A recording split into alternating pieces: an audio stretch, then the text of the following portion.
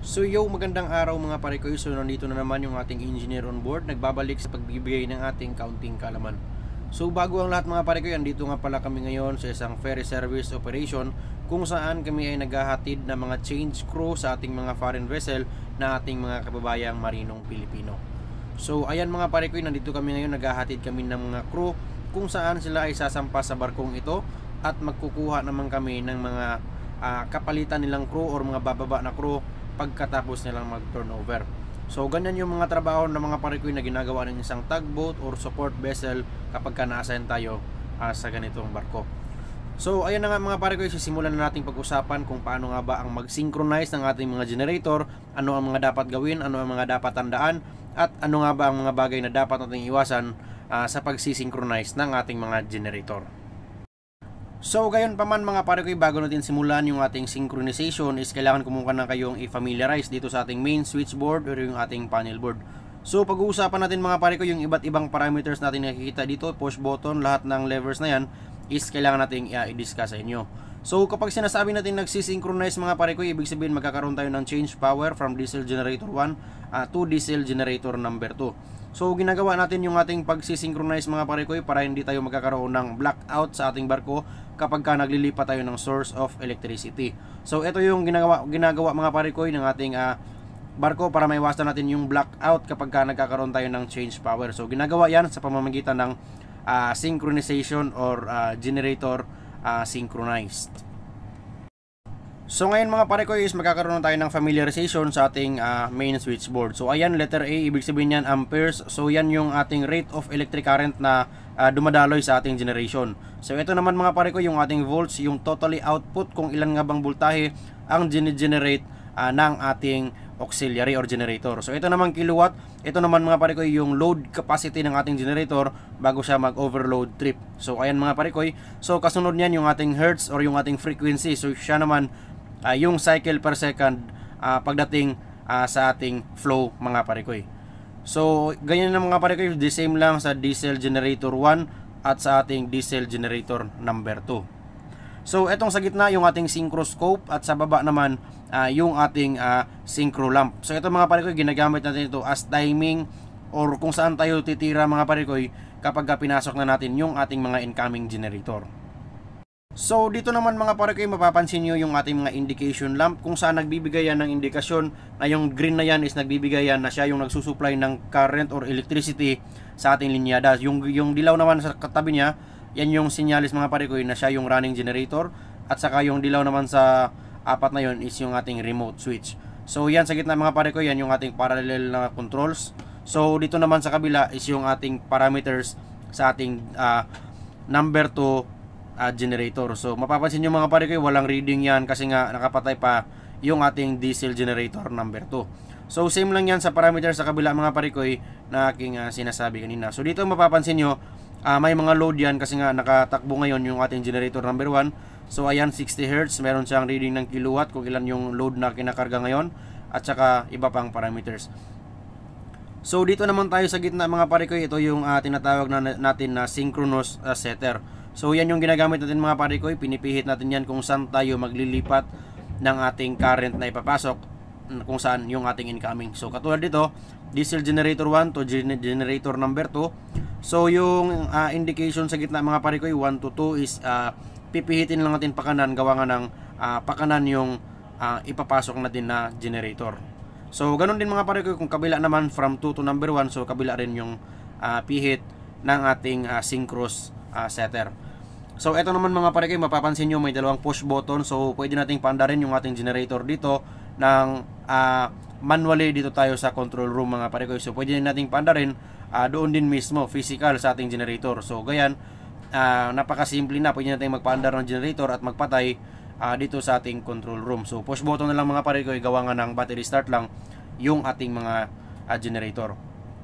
So ito namang sa gitna mga pare ko yung ating governor motor. So ibig sabihin nakahana yan dito. So control yan sa ating generator number 1. Pwede tayong magtaas ng RPM dito at pwede rin tayong magbaba ng RPM. So ayan mga pare ko, mayroon yang up and down. So pwede nating i-testing yan mga pare ko para makita nyo na umaangat yung ating RPM. So ayan, example, babaan natin mga pare ko pag kaliwa. So dito naman mapapansin nyo bababa mga pare ko yung reading niya sa ating hertz. So ibig sabihin bumaba dito yung ating RPM pagdating sa ating generator. So ganun din, PPA tayo pa kanan, so aangat naman mga parikoy yung reading ng ating hertz na nire-require mga parikoy sa ating generator. So same lang sa kabila mga parikoy, mayroon din siya ditong governor motor na magko-control sa pag-angat at pagbaba ng ating mga RPM. So ito namang sa baba mga parikoy, pagka nagkaroon ng trouble, magkakaroon ng buzzer dito, mag-aalarma yan. So dito naman is yung ating stop buzzer. So pwede nating i-stop yung buzzer mga parikoy, or na-recognize na natin yung ang kanyang alarma. So sa kabila naman is yung ating reset. So ayan mga parikoy, katulad nito pagka nag-overload trip naman or nag-overcurrent yung ating generator, automatic alarma yan dito sa ating buzzer stop. So i-recognize lang natin mga parikoy, tsaka i-reset natin para maibalik natin sa bus bar yung kuryente ng ating air circuit breaker mga parikoy.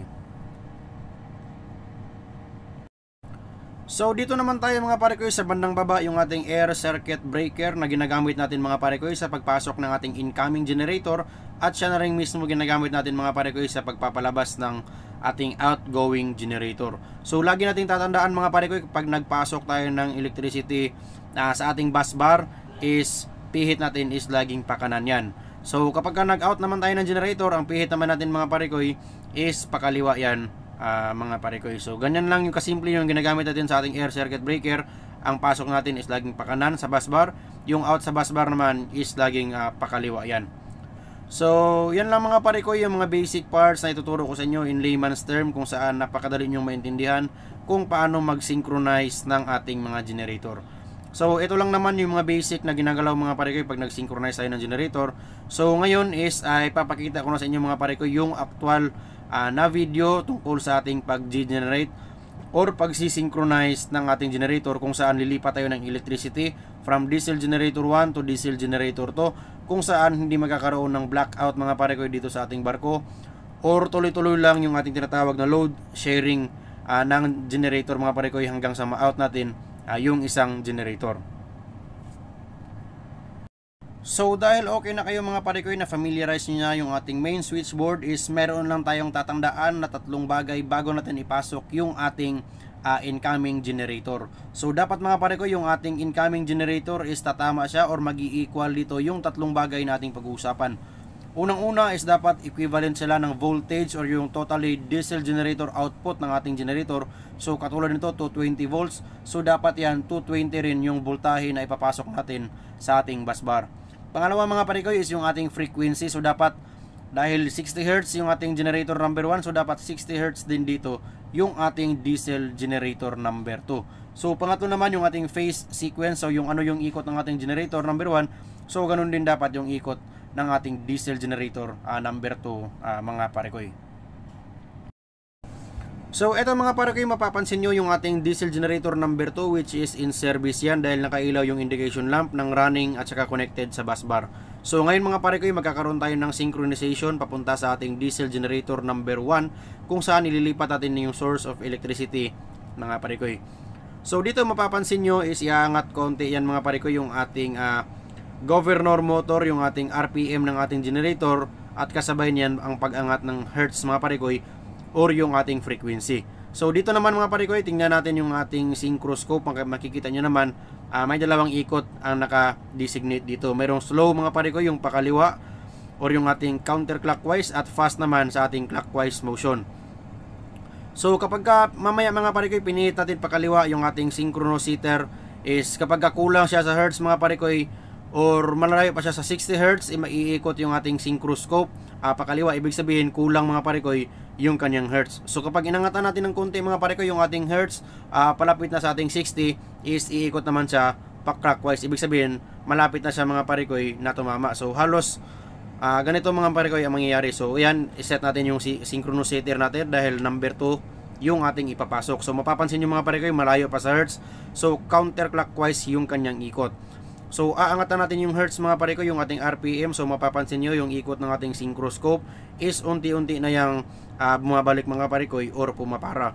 So eto mga parikoy, ganito kalakas na ikot ng ating synchroscope ang ating hinahanap para maipasok natin maayos mga parikoy yung ating electricity ng ating diesel generator 1. So sa pagpasok nito mga pare ko, laging naka 11 o'clock yan, ganyan mga pare ko, bago tumama sa pinakasentro ng ating synchroscope sa gitna. So malamang sa malamang ang pasok mga pare ko nasa 11 o'clock na ikot ng ating synchroscope or yung ating meter mga pare ko.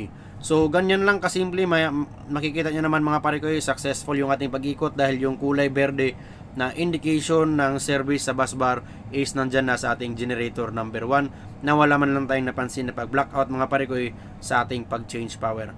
So dahil okay na mga pare ko, papatayin na natin dito yung ating synchronous setter at ibababa na natin mga pare ko yung hertz sa ating diesel generator number 2, gawa nga ng nasa diesel generator number 1 na yung nagsusupply ng electricity dito sa ating barko.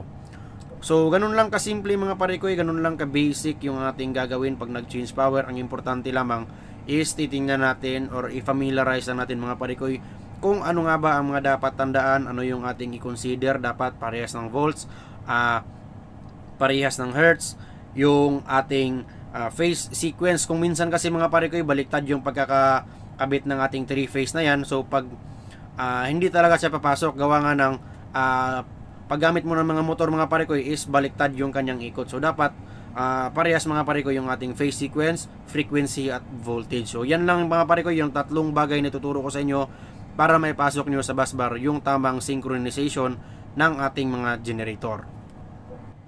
So hanggang dito na lang ako mga pare ko, naway marami kayong natutunan sa aking counting kaalaman na video tutorial. At syempre huwag niyong kalimutang mag-comment sa ating comment section para may pakita ko naman sa inyo or may bahagi ko sa inyo yung mga bagay na dapat nating pag-usapan sa ating mga susunod na video.